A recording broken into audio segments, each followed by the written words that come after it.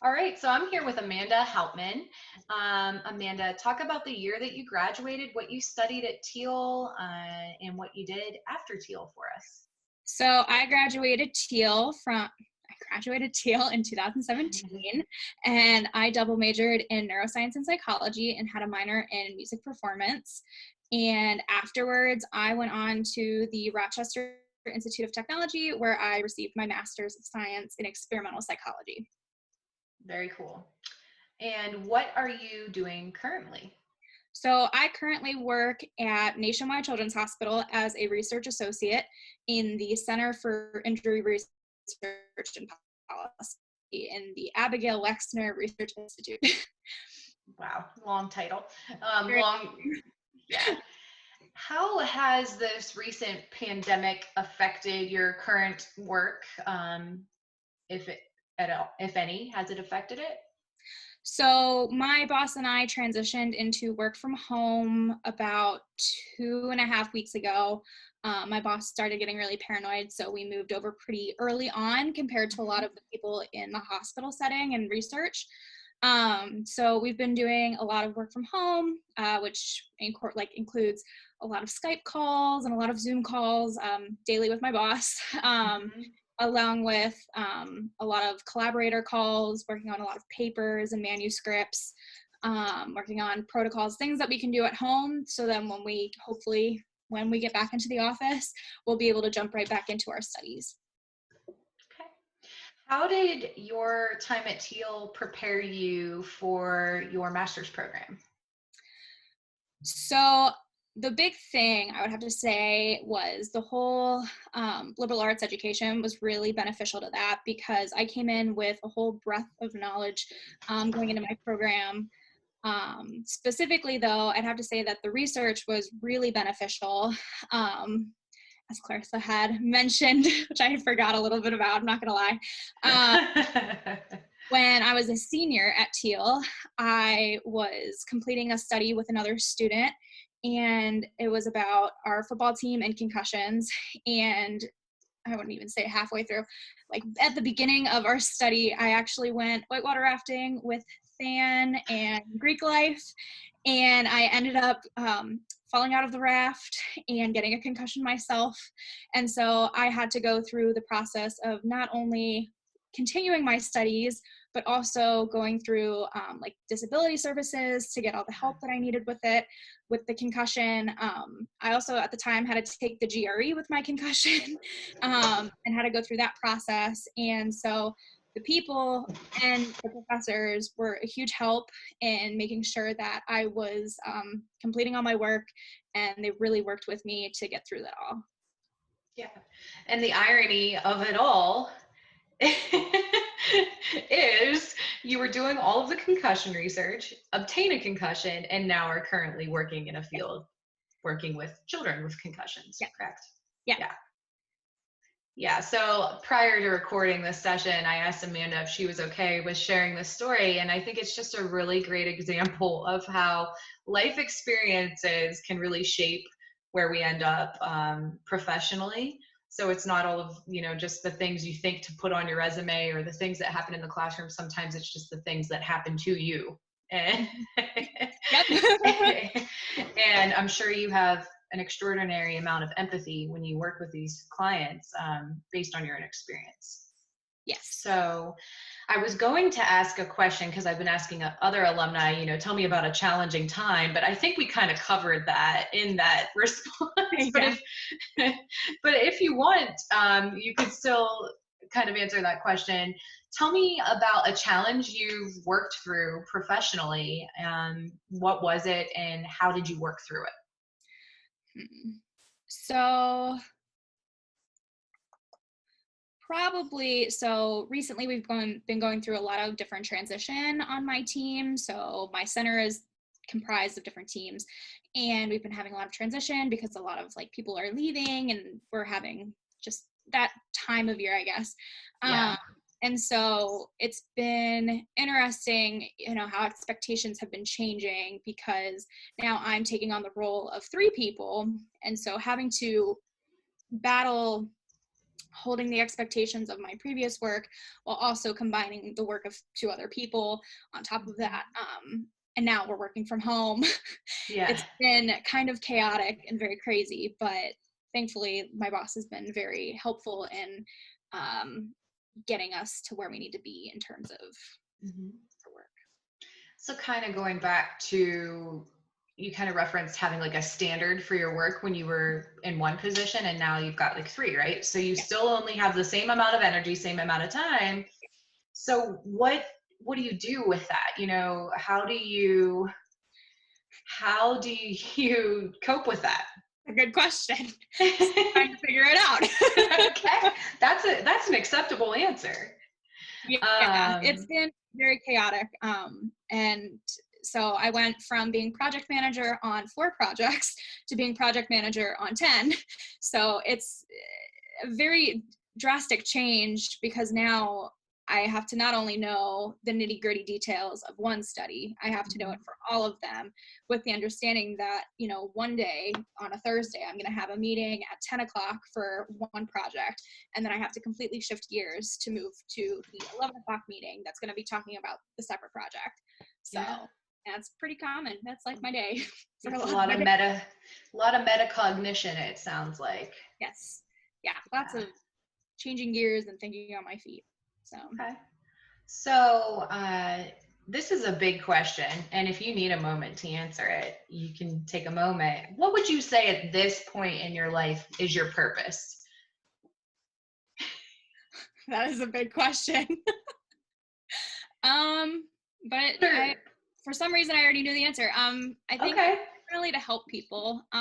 That's always kind of been something that I've strived for when I was in undergrad and then in grad school, and even now. Right now, it's helping people in my research and helping disseminate all those results that I'm having. In grad school, I was, you know, a resident advisor, so I was working with my students living in the dorms and in the apartments, while also working on my research on like trauma and PTSD. So I had that going for me. And then in undergrad, being involved with everything and just wanting to make Teal like a good environment for other people, I think. I don't know. No, I think that makes a lot of sense. And I think it's telling from somebody that's been out of school a little bit longer to have a response like that. But I think it's easy when you're an undergrad to think that everything is very like linear. Like if I'm a history major, I need to be like a historian. And sometimes we get lost in understanding that you can study neuroscience and help people. Mm-hmm. And the theme is you want to help people, and you could do that in so many ways. So it's not as easy as just saying, oh, I studied this and that must mean I have to do this. Yes. So I think that's interesting, and truly you could do many, many things because that is what you feel called to do. And that opens up your job markets and gives you some freedom there. So yeah. Well, and for example, I studied neuroscience and psychology, and then my master's program was in experimental psych, but my position right now is actually public health based. So my boss is a trained epidemiologist. A lot of the people on my team have also been trained in epi, PhD, a lot of MPHs. So we have a whole different collection of backgrounds, which is good. Yeah. So I'm going to ask a couple fun questions in the middle of this because, people are quarantining and you can get on Facebook or watch the news and it's filled with a lot of negativity. So I've been asking a few fun questions. So what has been the best thing that you have ate during quarantine? That's a good question. All I've been craving has been donuts for the past 24 hours. So unfortunately it hasn't been donuts, which is really sad. Yeah. I don't even know. We've been eating a lot of pasta. So I feel like that's common. Been a staple. Yeah. Doesn't go bad. No, doesn't get old. It gets old, yeah. Okay. What has been something that you've been binge watching or something you watched? So I have watched a lot of true crime documentaries. I actually just watched the Aaron Hernandez documentary about him and his concussion It never ends, let me tell you. And then I was watching The Tiger King. Yes. Is the new thing. I Yes. watched one episode and I had Me too. It was very interesting. I had already For sure.